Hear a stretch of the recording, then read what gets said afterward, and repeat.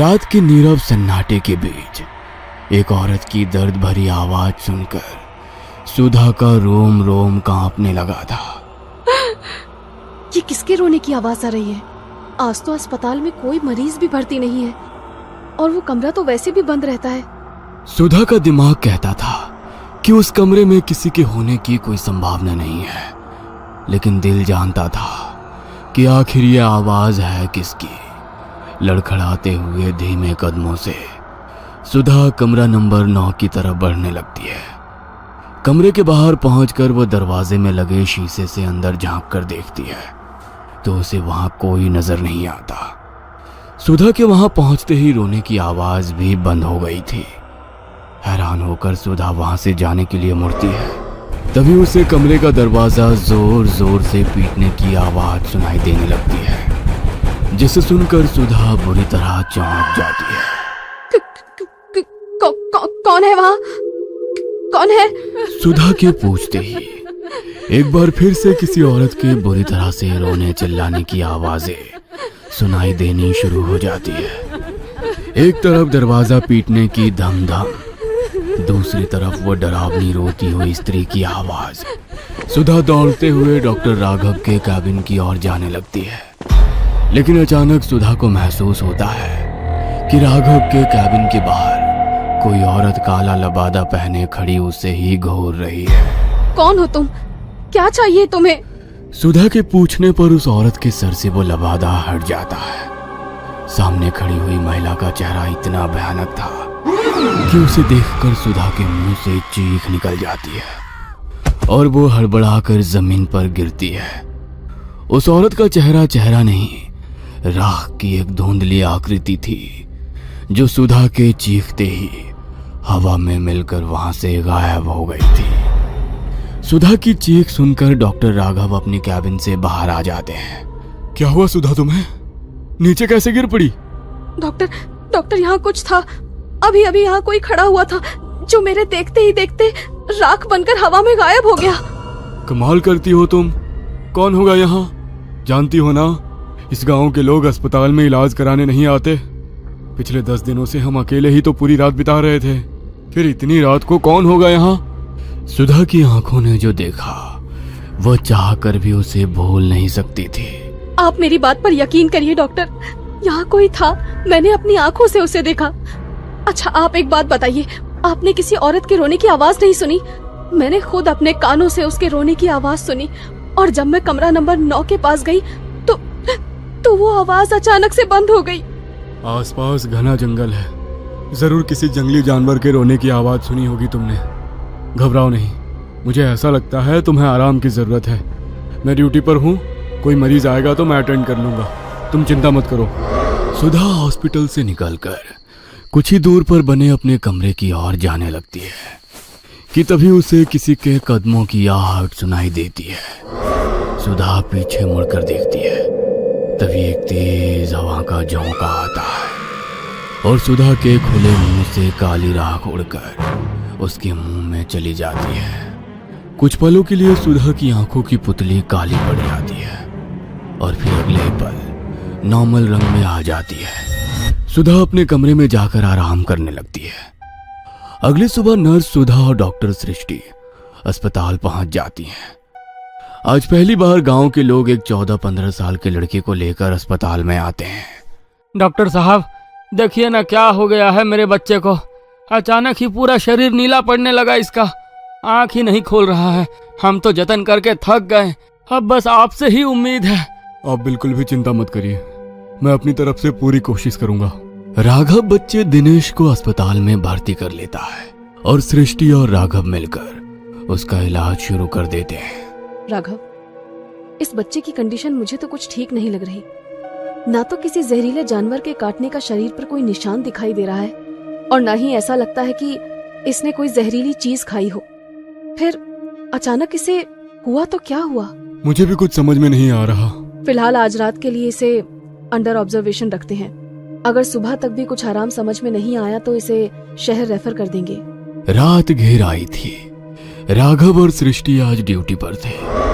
देर रात गए अचानक बेहोश पड़े दिनेश के शरीर में हलचल शुरू हो जाती है।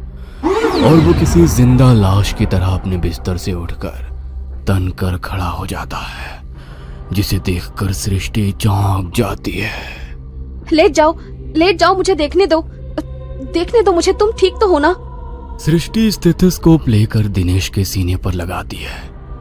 तभी दिनेश एक जोरदार धक्का देकर सृष्टि को दूसरी तरफ धकेल देता है। क्या हुआ तुम्हें? दिनेश, तुम ठीक तो हो ना? मैं तुम्हारे पेरेंट्स को बुलाती हूँ। Calm down please. अभी तक दिनेश को अपने पेशेंट की तरह ट्रीट कर रही सृष्टि अचानक ही उसकी आंखों की तरफ देखती है तो उसके पूरे बदन में मानो झुरझुरी दौड़ जाती है। दिनेश की आंखें बहुत ही डरावनी नजर आ रही थी। उसकी आंखों की पुतलियां पूरी तरह काली हो चुकी थी और चेहरा इतना भावहीन था जैसे कोई मुर्दा अपनी चिता से उठकर खड़ा हो गया हो। एकाएक वार्ड में लटकी पुरानी ट्यूबलाइट झपकने लगती है और कमरे में सीलन की तेज बदबू फैलने लगती है। ये सब क्या हो रहा है? क्या हो रहा है यहाँ पर? दिनेश, ये तुम क्या कर रहे हो? लेकिन तुम ये कर कैसे सकते हो? सृष्टि के इतना कहते ही दिनेश घूर कर सृष्टि को देखने लगता है और अपने हाथ सृष्टि की गर्दन की ओर बढ़ाकर उसकी ओर आने लगता है। सृष्टि डर के मारे जोर जोर से चिल्ला रही थी कि तभी नर्स सुधा कमरे में आ जाती है और दिनेश की गर्दन पकड़कर उसे दीवार में दे मारती है। दिनेश जमीन में गिर चुका था और उसके सर से खून बह रहा था। दिनेश के सर से खून बहता देख सिस्टर सुधा किसी जंगली जानवर की तरह अपने हाथ और पैरों पर चलते हुए दिनेश तक पहुंचती है और उसके सर से बह रहे खून को बुरी तरह से चाटने लगती है। डॉक्टर सृष्टि एक कोने में बूंद बनी यह अविश्वसनीय घटना देख रही थी। अगले ही पल मानो नर्स सुधा पर कोई वहशी जानवर हावी हुआ हो और उसने दिनेश का हाथ मरोड़कर कंधे से अलग कर दिया। डॉक्टर होने के बाद भी यह विभत्स दृश्य देखकर सृष्टि की आंखों के आगे अंधकार छा गया और वो अपने होश खो बैठी थी। कुछ देर बाद होश आया तो राघव सृष्टि को घेरे बैठा था। सृष्टि, क्या हुआ था वहां? और वो लड़का, उसकी मौत कैसे हुई? और वो सुधा कहाँ चली गई? राघव की बात सुनकर सृष्टि रोते हुए उसे कमरे में हुई सारी घटना के बारे में बताने लगती है, जिसे सुनकर डॉक्टर राघव सन्न रह गया था। राघव एक अमीर पिता की इकलौती संतान था। चाहता तो पिता की दौलत पर जीवन भर राज कर सकता था, लेकिन उसने पापा के बिजनेस से जुड़ने की बजाय कड़ी मेहनत करके एक डॉक्टर बनने की इच्छा जताई। नियति ने अपना खेल शुरू कर दिया था। पिता सिंघानिया बेटे राघव के लिए एक बहुत बड़ा अस्पताल बनाकर तैयार करना चाहते थे, लेकिन राघव उसने कुछ और ही सोच रखा था। Are you sure Raghav? तुम वाकई उन आदिवासियों के बीच जाकर उनका इलाज करना चाहते हो? देखो, समाज सेवा के बारे में सोचना और रियल में उसके लिए अपनी पूरी लाइफ को दांव पर लगा देना, ये दो अलग अलग बातें होती हैं। गोल्ड मेडलिस्ट हो तुम। पीजी करने के बाद अगर तुम चाहोगे तो बड़े से बड़े अस्पताल में प्रैक्टिस करके लाखों रुपए कमा सकते हो। मुझे पैसे कमाने के होते ना सृष्टि, तो मैं पापा का बिजनेस भी ज्वाइन कर सकता था। मेरी लाइफ का कुछ अलग ही पर्पस है। सिर्फ पैसे कमाने में मैं उसे बर्बाद नहीं करना चाहता। बड़ी बड़ी बातें करने वाले तो मैंने बहुत देखे हैं Raghav.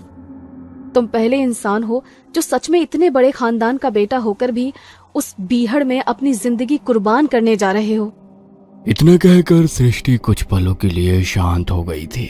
Don't be sad Srishti, I understand. तुम्हारी फीलिंग्स की रिस्पेक्ट करता हूँ, लेकिन मैं यही चाहता हूँ कि तुम अपनी जिंदगी में आगे बढ़ो।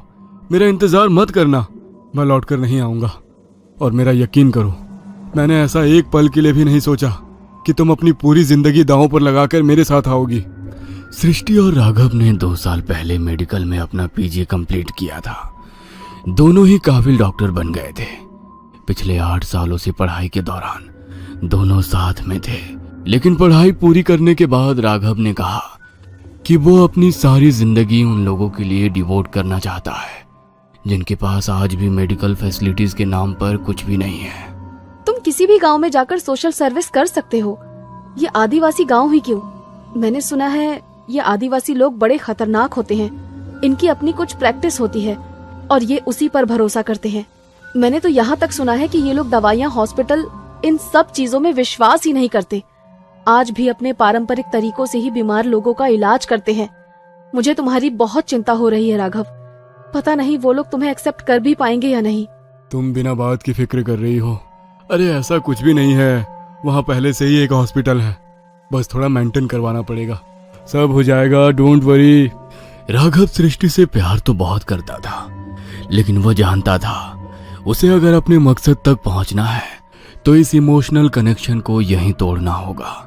सब कुछ छोड़ छाड़ कर राघव झारखंड की पहाड़ियों के बीच बने उस आदिवासी गांव में पहुंच गया था। कच्चे मकानों वाले ये छोटा सा गांव बड़े शहर से आए राघव को काफी अजीब नजर आ रहा था। कुछ देर तक गांव में घूमने के बाद उसे एक बूढ़े काका नजर आते हैं। अरे काका, मुझे राजकीय अस्पताल जाना है, जरा मदद कर देंगे क्या? राघव की बात सुनकर बूढ़ा आदमी राघव को ऊपर से नीचे तक घूर कर देखने लगता है। क्यों जा रहे हो वहां? अस्पताल नहीं, मुर्दा घर है वो। जो वहां जाता है मुर्दे से भी बुरी हालत हो जाती है उसकी। लौट जाओ, कभी मुड़कर भी उसकी तरफ मत देखना। बड़े अजीब लोग रहते हैं यहाँ। मैंने बस अस्पताल का पता पूछा और ये ऐसे आपे से बाहर हो गए। ठीक है, अस्पताल का पता नहीं बताना मत बताओ, लेकिन ऐसे चीखने चिल्लाने का मतलब क्या है? सृष्टि ठीक कह रही थी, आदिवासी जगह है, यहाँ के लोगों को समझने में मुझे अभी काफी समय लगेगा। अस्पताल को मुर्दा घर कौन कहता है? हाँ? उस बुजुर्ग से मिलने के बाद राघव के मन में एक अजीब सी उथल पुथल मच गई थी। छोटा सा गांव था जो बिल्कुल वीरान और सुनसान दिखाई दे रहा था।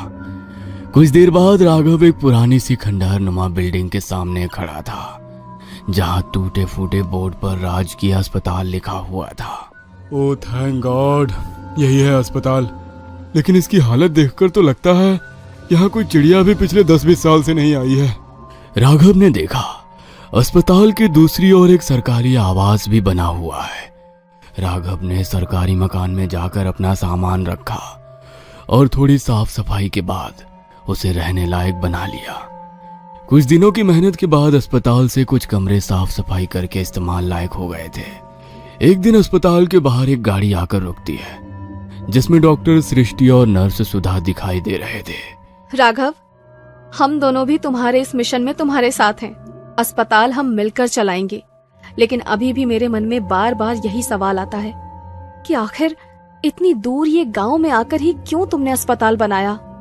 सृष्टि, कुछ सवाल इंसान को कभी चैन से जीने नहीं देते, और मैं यहाँ अपने मन में उमड़ रहे सवालों का जवाब पाने के लिए आया हूँ। बचपन से ही मुझे कुछ अजीबोगरीब सपने बेचैन करते थे। सपने इतने धुंधले थे कि साफ साफ कुछ समझ में नहीं आता था। धीरे धीरे जब मैं बड़ा होने लगा तो एक एक करके कुछ चीजें साफ दिखाई देने लगी, और उन सपनों में ही मैंने कुंदनगढ़ का राजकीय अस्पताल भी देखा। पिताजी से मैंने कई बार पूछा कि क्या मेरा कुंदनगढ़ से कोई संबंध है, तो उन्होंने हमेशा इनकार कर दिया। बस उन बिखरी कड़ियों को जोड़ने के लिए मैंने यहाँ आकर प्रैक्टिस करने का विचार बनाया। मैं खुद को यहाँ से बहुत जुड़ा हुआ सा महसूस कर रहा हूँ। इस हॉस्पिटल का हर कोना ऐसा लगता है जैसे मुझसे कुछ कहना चाहता है। सृष्टि राघव से अलग नहीं होना चाहती थी, इसलिए काफी सोचने के बाद अब वो भी राघव के साथ हॉस्पिटल में काम करने के लिए अपने साथ एक नर्स सुधा को लेकर कुंदनगढ़ आ जाती है। हम क्या मुंह दिखाएंगे सृष्टि, वो लड़का हमारी जिम्मेदारी था। आदिवासी गांव है, पहले ही लोग हमारे इलाज करने के अंग्रेजी तरीकों पर भरोसा नहीं करते।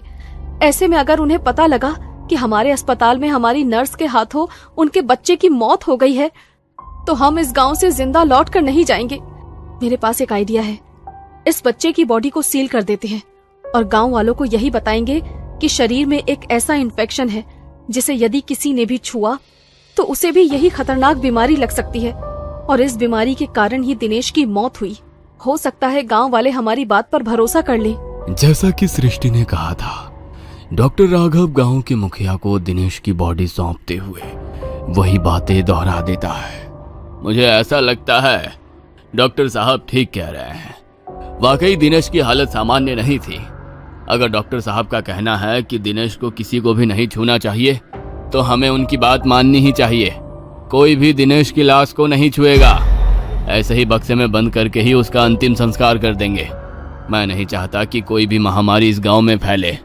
गांव वालों ने सृष्टि और राघव की बातों पर भरोसा कर लिया था। फिलहाल तो गांव के लोगों को पता नहीं लग पाया था कि नर्स सुधा ने उसकी जान ली है, लेकिन राघव और सृष्टि के सामने कई अनसुलझे सवाल खड़े हो गए थे। आखिर सुधा को क्या हुआ है? ऐसे अचानक उसने दिनेश को क्यों मार डाला? और अब वो गायब कहाँ हो गई है? आखिर क्या है इस अस्पताल का राज?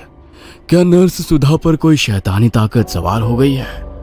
क्या राघव और सृष्टि यहां से कभी निकल पाएंगे? जानने के लिए देखना ना भूलें अगला भाग। ये कहानी आपको अच्छी लगी हो तो हमें सब्सक्राइब करें, हमारा इंस्टाग्राम और फेसबुक पेज जरूर फॉलो करें। और हाँ दोस्तों, सब्सक्राइब करना भूलना मत।